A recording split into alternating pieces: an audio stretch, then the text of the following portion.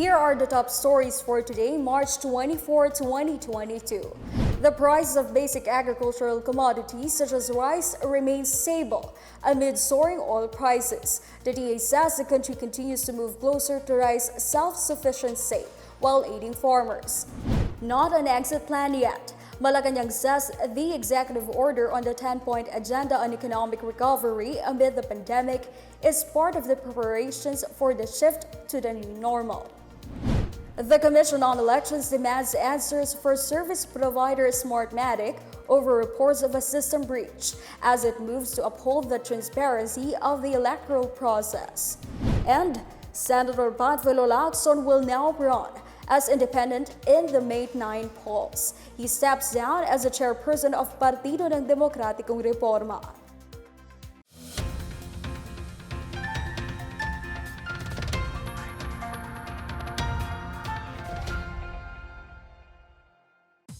Good day, I am Stephanie Savillano. Welcome to the PNA Newsroom.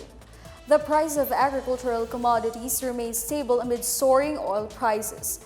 The Agricultural Department says this includes rice, some varieties of vegetables, and onions. In Laging Handa public briefing, Agriculture Assistant Secretary Noel Reyes said regular milled rice costs 36 to 38 pesos per kilo, while milled rice is from 39 to 40 pesos per kilo, while fancy or premium rice brands are also sold at over 40 pesos per kilo. He adds that the country is also 92% rice self-sufficient, but importation is still needed to stabilize market prices and supply. The agency, however, is limiting the issuance of rice import permits during harvest season to protect local rice farmers. Reyes also said some 158,000 farmers and fisher folks are set to benefit from the government's fuel subsidy grant, particularly fishers who use motorized boats and corn farmers who use fuel-run machines in processing their production. Malacanang says the adoption of the 10-point policy agenda is a part of the preparations for the shift to the new normal and not solely the administration's exit plan from the COVID-19 pandemic. Acting Presidential Spokesperson and Communications Secretary Martin Andanat explains that Executive Order Number 166 aims to hasten the recovery of the Philippine economy from the impact of the prevailing COVID-19 pandemic. Under EO 166, all state departments, bureaus, offices, agencies, and instrumentalities, including government-owned or controlled corporations and state universities and colleges, are mandated to ensure that all related policies, measures, and programs are aligned with the adopted policy agenda.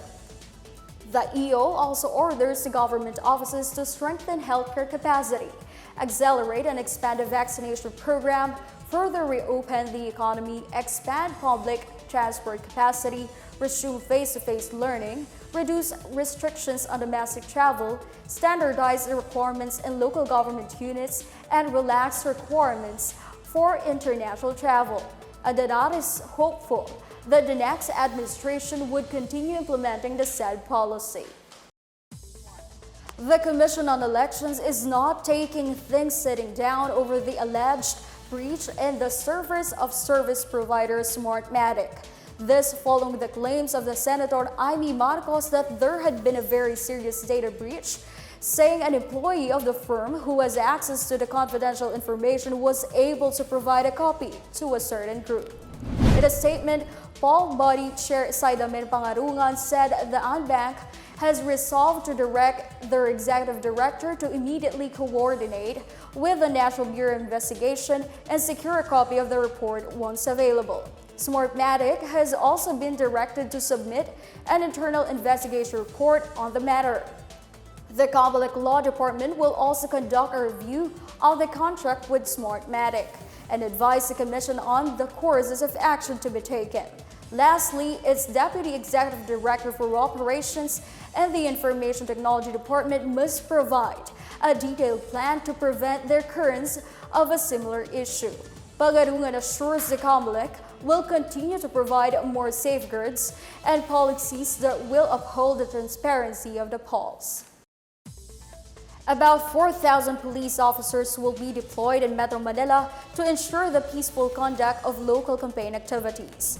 NCRPO Chief Major General Philippine says they will modify their strategies to adapt to the new environment, noting that the upcoming national and local elections will be more challenging as we are facing a global health crisis. Natividad says they will intensify police presence and will conduct relentless operations to guarantee safe, peaceful, and fair elections. He said police personnel in the region are already equipped to patrol and monitor their areas of responsibility to prevent criminal activities and untoward incidents. Under Alert Level 1, campaign activities are allowed at 100% capacity. Senator Panfilo Lacson will pursue his presidential bid, this time as an independent candidate. The lawmaker resigned as chairperson and member of the Partido Reporma after learning that the party's Davao del Norte slate is backing another presidential candidate. In a statement, the lawmaker clarifies he has no hard feelings towards the party's president, former House Speaker Pantaleon Alvarez, and Secretary General Davao del Norte Edwin Hubahib over the issue. Lacson adds he will continue his presidential bid like a true-blooded warrior in pursuit of the service to the country and to the people. He also clears he is not leaving behind his colleagues in a party who share his convictions and aspirations of good governance and battling corruption. The Commission on Elections has allowed the Office of the Vice President to continue some of its COVID-19 response efforts, even as Vice President Leni Robredo campaigns for the May 9 elections. The Comelec and Bank granted a petition for exemption of the Office of the Vice President of certain projects and programs during the 45-day period of the campaign. Some of the programs of Robredo's office are the Bayanihan e-Consulta, Vaccine Express, Swab Cab, and Medical Assistance Program. Comelec Resolution 10747 sets the rules and regulations on the prohibition of disbursement of public funds in connection with the May 9 pause, which will be in effect from March 25 to May 8. Candidates are required to apply for exemption for social welfare projects and services. Local candidates and political parties in Negros Oriental can now conduct campaign activities even without a permit from the Commission on Elections. This as candidates are gearing up for the start of the local campaign this week on March 25. Comelec Resolution 10769 now allows campaign activities in areas under Alert Levels 1 and 2 without a permit from the Comelec, provided that people still observe the minimum health protocols. However, they still have to secure a permit from the local government unit. Negros Oriental is under Alert Level 2 until the end of this month.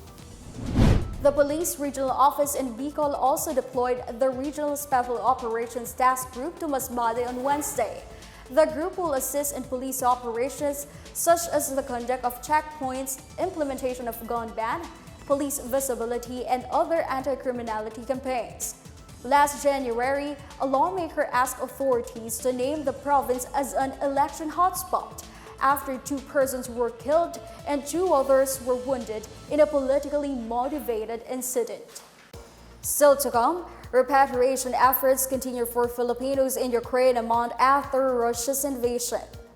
The Agriculture Department is keeping a close watch on migratory birds in Western Visayas to curb the spread of bird flu.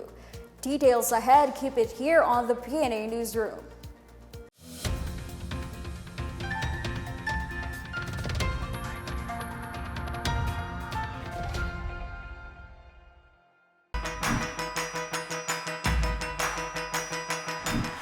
Hi everyone, James Deacon here. The COVID-19 vaccines are finally here, and the government wants to make sure the vaccines reach us. So let's do our part by making sure that we get registered to be included in the vaccination list of our LGU.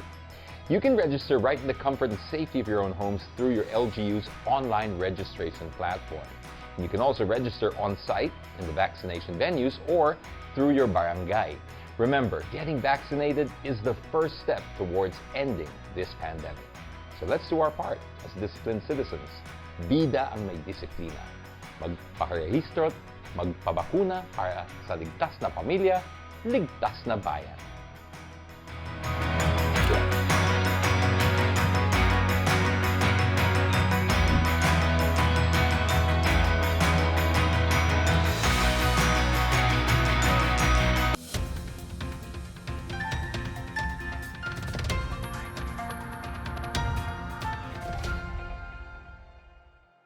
The government is working non-stop to repatriate more Filipinos from Ukraine. The Department of Foreign Affairs reports that a total of 405 Filipinos have already been pulled out from the war-torn Ukraine.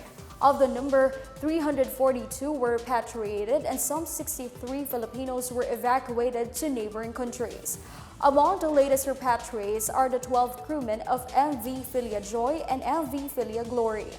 They were successfully evacuated from their ships through the efforts of the Philippine Honorary Consulate in Chisinau, Moldova, in cooperation with the Philippine Embassy in Budapest.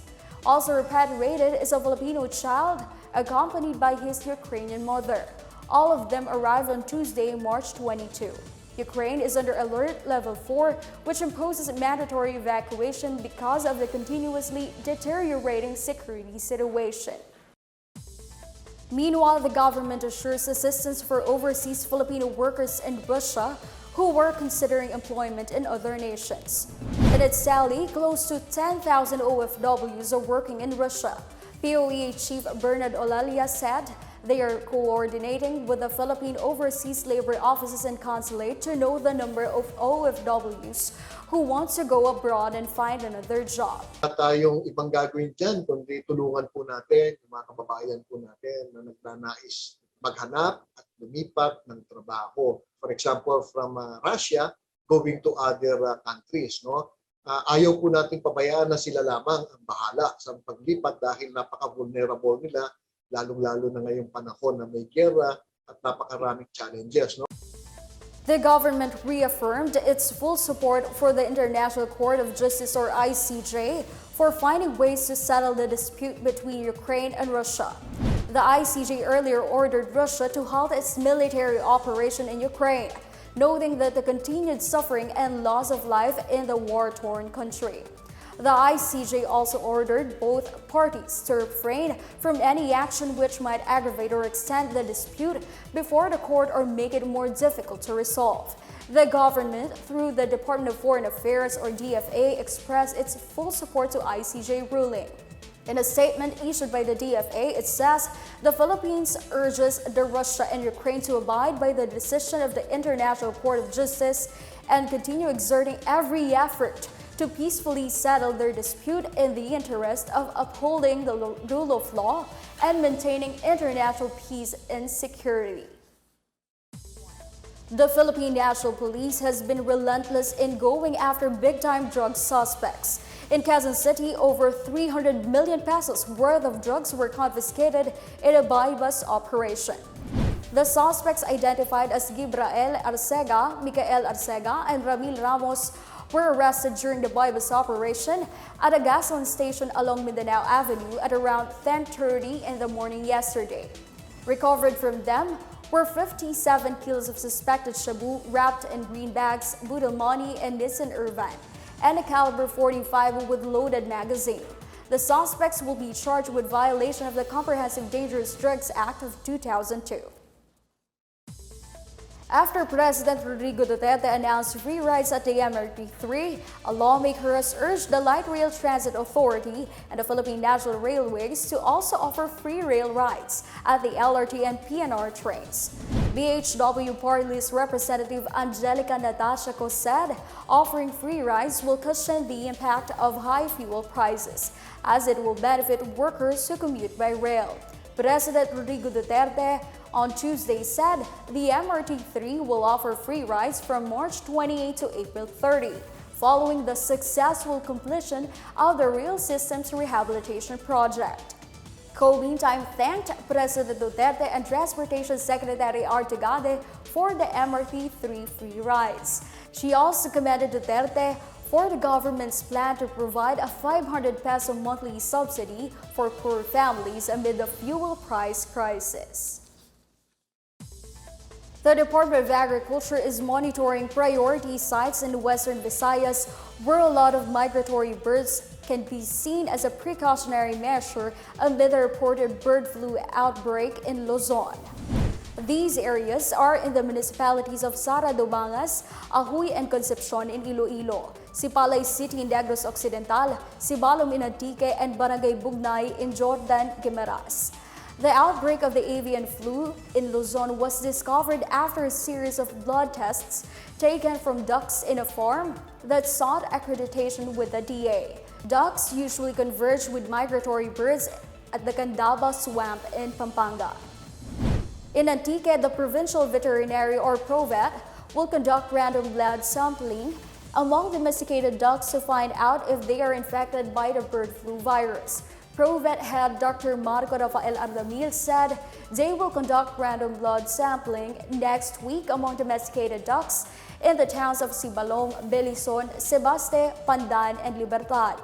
Antique is at risk of the bird flu because of the migratory white cattle egret and wild ducks that could be carriers of the virus. Earlier, DA Secretary William Dar signed an order for the temporary ban of all live birds from mainland Luzon and in areas with bird flu outbreaks.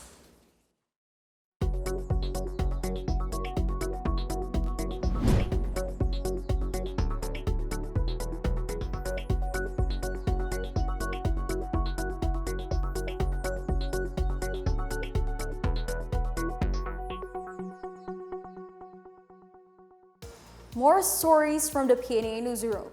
We tell you another story of renewed hope through the Balik Probinsya Bagong Pag-asa program. And the Health Department calls for support in ending tuberculosis. Back after a quick break, stay with the PNA Newsroom.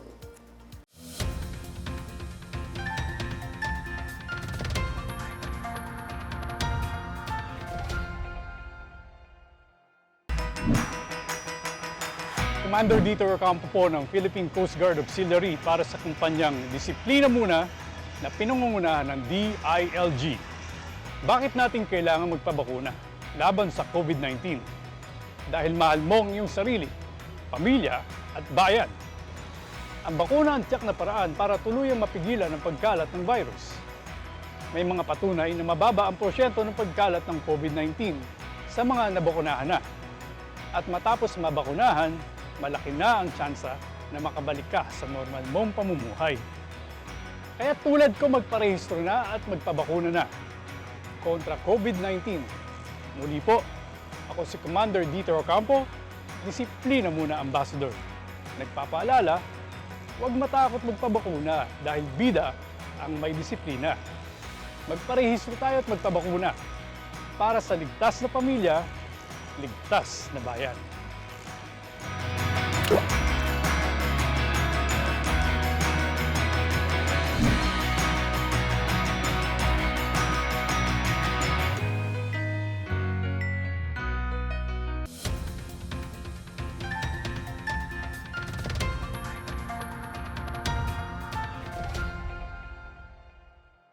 A mother was not able to hold back her tears because of excitement and happiness that she and her children will finally be able to go home to their province in General Santos City.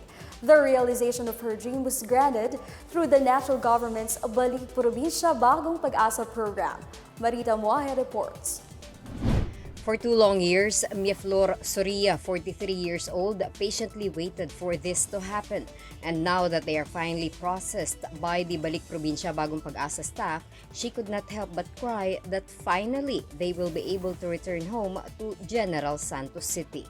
Soria is traveling back home with her 3 minor children, Stephanie, 16 years old, Joanne, 13, and Yuan, 4 years old. She said that they were already booked for Gensan in 2020 after her daughter Joanne's successful heart operation. But the COVID-19 pandemic happened and everything was put to a halt. Pumunta po kami rito nung wala pang pandemic kasi paoperahan nga po sana namin yung anak ko sa puso. Opo. Tapos nung naoperahan na siya po, balak naming uuwi na sana kasi yun lang ang purpose namin pumunta rito. Ito na nga, ito na talaga. Tuwang-tuwa kami nung last week ata na tinawagan kami, may schedule na sa Sabi ko, ito na talaga hinintay natin. Ang tao talaga pag matyaga ka lang, maghintay ka lang. Soria said that Joanne has a congenital heart disease. However, she said that there is no specialist in their area to do the operation, and so she decided to bring the whole family to Manila. Joanne was operated also through government help at the Philippine Heart Center, and so the family need not shell out any amount for the operation. Stuck in the city due to COVID-19, Soria and her family had to transfer to relatives' houses from time to time, making it even more difficult for the children. In 2020, Soria heard of the BP2 program and applied, fueled by her desire to go home. Early 2021, she said that she got a call from a BP2 staff informing her that she qualified for the program. Despite the long wait, Soria said that she did not give up thanks to the BP2 staff who call and checks on her and her family. Kahit nga madaming sinasabi na wala na yan, wala nang balik probinsya kasi noong 2021 pa lang sabi ko, hindi, mayroon pa talaga yan, buo pa talaga ang loob ko. Kasi nga ma'am, 2 beses at ako nila tinawagan na qualified nga ako sa so buong loob ko doon dahil ang nakausap ko mga sa gobyerno, kaya di ako nawala ng pag-asa, ma'am. Her daughter Stephanie admits that she hesitated to go back to the province at first. Noong una po kasi syempre mahirap po mag-adjust kasi nag-aaral po ako dyan, tapos may mga kaibigan po ako dito. Pero naiintindihan ko na lang po si mama, umuon na rin din po ako kasi nakikita ko po nahihirapan na po siya Without the BP2 program, Soria said that they will be forever stuck here in Metro Manila. Pasalamat talaga ako na may balik probinsya na ma'am.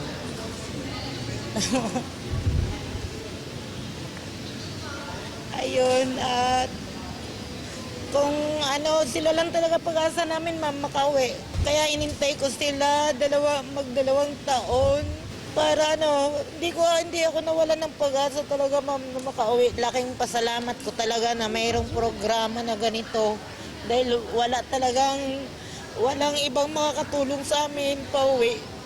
Kaya ito na nga, salamat ako na binuo ito ng ating gobyerno, ma'am. Sa lahat ng balik probinsya, salamat talaga. For the PNA Newsroom, I am Marita Muaje. A magnitude 5.4 earthquake jolted Cagayan and nearby provinces Wednesday night. The Philippine Institute of Volcanology and Seismology said the tectonic quake struck 20 kilometers northeast of Apari at 8:03 p.m. The trembler's focus was 9 kilometers deep.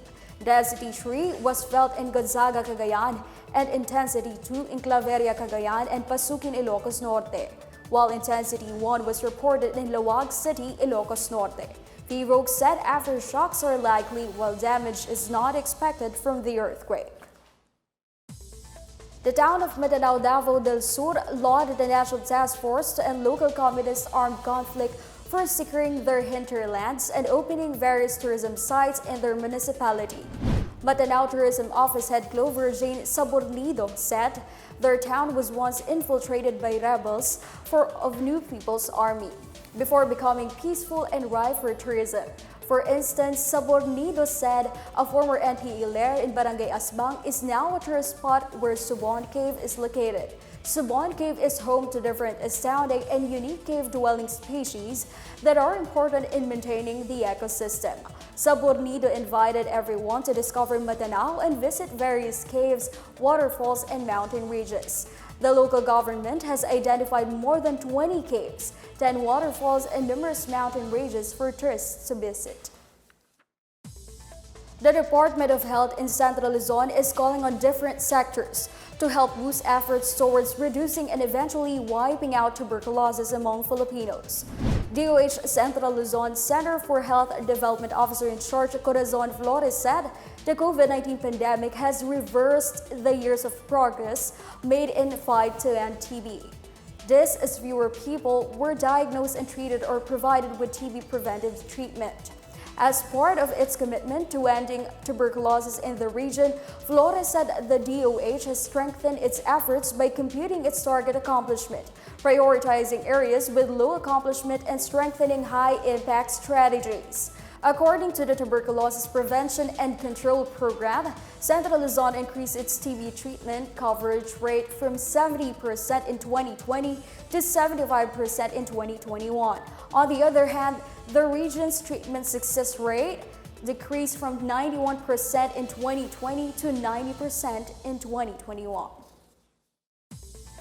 The Department of Tourism encourages more people to hold pilgrimages to historical and religious sites in Eastern Visayas, especially this year. DOT Eastern Visayas Regional Director Karina Rosa Tiope said more people are expected to visit historical sites now that movement restrictions are eased. The country commemorates the quincentennial anniversary of the first circumnavigation around the world by Ferdinand Magellan this 2022.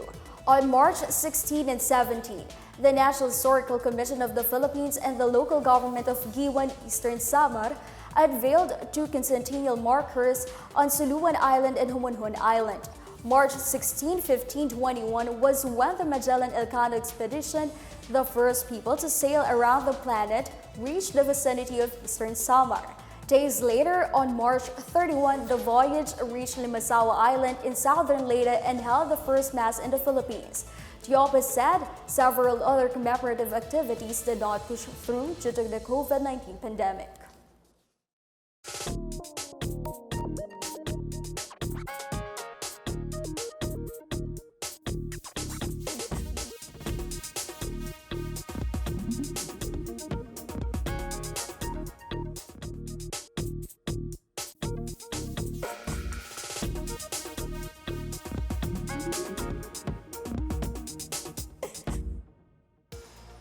Let's take another look at today's biggest stories.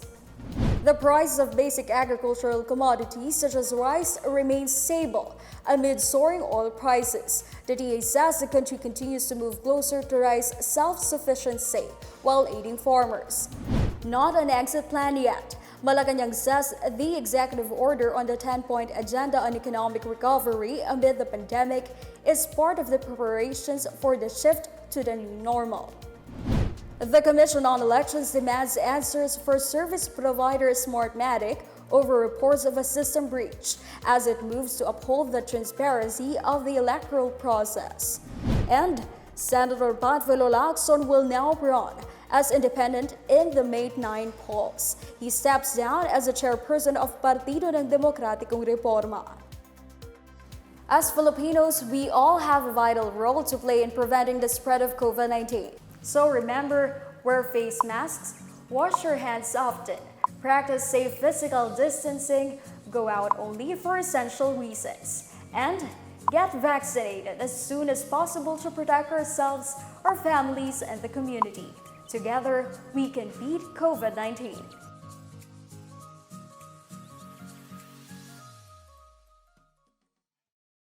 Thank you for watching another episode of the PNA Newsroom.